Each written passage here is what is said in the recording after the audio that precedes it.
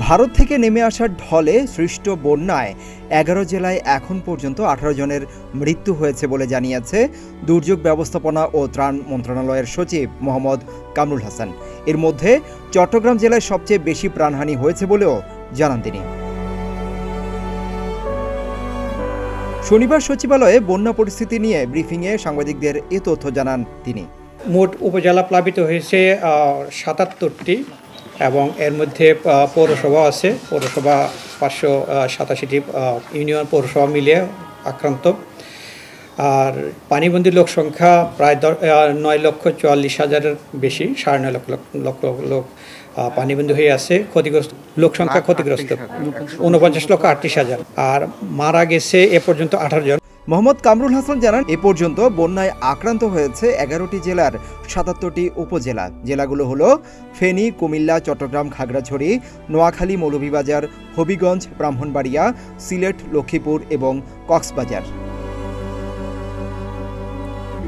সচিব আরও জানান, এ বন্যায় এখন পর্যন্ত 18 জনের মৃত্যুর তথ্য পাওয়া গেছে। তাদের মধ্যে চট্টগ্রামের 5 জন, কুমিল্লার 4 জন, নোয়াখালীতে 3 জন, কক্সবাজারে 3 জন এবং ফেনী, ব্রাহ্মণবাড়িয়া ও লক্ষ্মীপুর জেলায় 1 জন করে মারা গেছেন। যারা গেছে এর মধ্যে কুমিল্লা 4 জন, ফেনী 1 জন, নোয়াখালী 3 জন, চট্টগ্রাম 5 জন, ব্রাহ্মণবাড়িয়াতে 1 জন, লক্ষ্মীপুর 1 জন, কক্সবাজারে 3 জন। আর আমাদের আশ্রয় দেওয়া হয়েছে 3,527টি আশ্রয় কেন্দ্র খোলা হয়েছে। তিনি বলেন, 11টি জেলায় মোট 9,44,548টি পরিবার পানিবন্দী রয়েছে। ক্ষতিগ্রস্ত লোকের সংখ্যা 49,38,169 জন। বর্তমানে আশ্রয় কেন্দ্রে রয়েছেন 2,84,888 জন মানুষ। তবে আগামী 24 ঘন্টায় বন্যা পরিস্থিতির উন্নতি হবে জানিয়ে সচিব বলেন, দেশের উত্তর পূর্বাঞ্চলে ভারী বৃষ্টিপাতের আশঙ্কা নেই। বিভিন্ন নদ নদীর পানি কমার সম্ভাবনা রয়েছে। সেটা হলো আগামী 24 ঘন্টায় বন্যা পরিস্থিতি উন্নতি হবে, এরকম আমাদের পূর্বাভাস রয়েছে। আমি তথ্য আকারে বলি, সেটা আবহাওয়া সংস্থাসমূহ তথ্য অনুযায়ী আগামী 24 ঘন্টায় দেশের উত্তর পূর্বাঞ্চল এবং তৎসংলগ্ন উজানে ভারী বৃষ্টিপাতের সম্ভাবনা নেই। এই সময়ে মৌলভীবাজার, হবিগঞ্জ জেলার মনু, খোয়াই, ধলাই নদী এবং সংলগ্ন এলাকা বন্যা পরিস্থিতির উন্নতি হবার সম্ভাবনা রয়েছে।